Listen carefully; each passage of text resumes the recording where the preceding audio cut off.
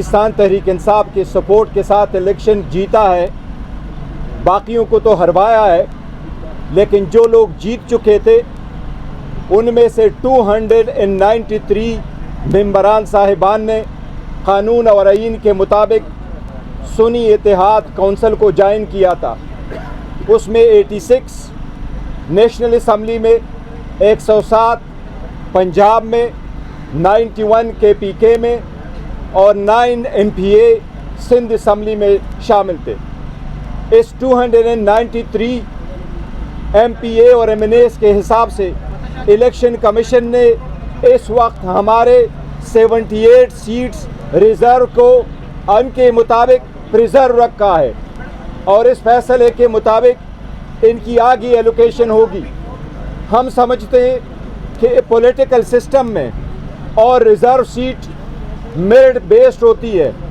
ये अगर इन लोगों के पास जाएगी तो ये उन लोगों में खैरात समझ करके बांटेंगे जिन औरतों को इन पॉलिटिकल पार्टीज़ ने अपने प्रायोरिटी लिस्ट में भी कभी इंक्लूड नहीं किया था। ये किस प्रायोरिटी लिस्ट की बात कर रहे हैं?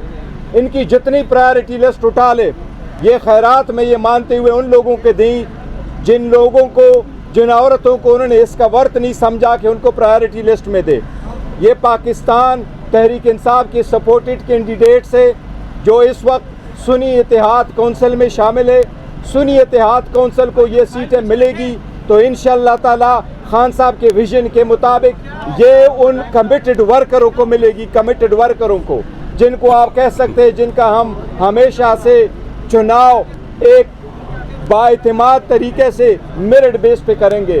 हमारे इलेक्शन कमीशन से आखिरी इस्तदा है कि अब आवाम ने जब फैसला दिया हुआ है और आवाम में तारीख़ में पहली मरतबा 2002 में 17 इंडिपेंडेंट कैंडिडेट्स आए, 2008 में आपने 23 कैंडिडेट देखे, 2018 में आपने 27 कैंडिडेट देखे और 2023 में आपने इस वक्त शामिल शुदा 300 कैंडिडेट देखे।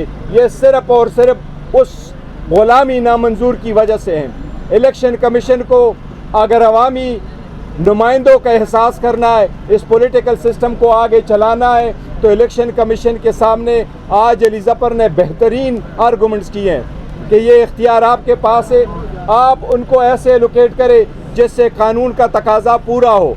अगर प्रोविजन उसमें मौजूद है आप उनके, तो एक बार फिर हमारी इलेक्शन कमीशन से इस्तदा है कि असम्बली उस वक्त पूरा नहीं होती जब तक उनके सारे मेंबरान साहिबान मौजूद ना हो। लिहाजा आज ही फैसला कर ले, हमारी सीट हमें एलोकेट कर दे ताकि हमारी केस पे जल्द फैसला हो और हमारी असम्बली भी पूरा हो। अच्छा सर, अली ज़फ़र साहब, हम रिज़र्व सीट्स नहीं चाहते।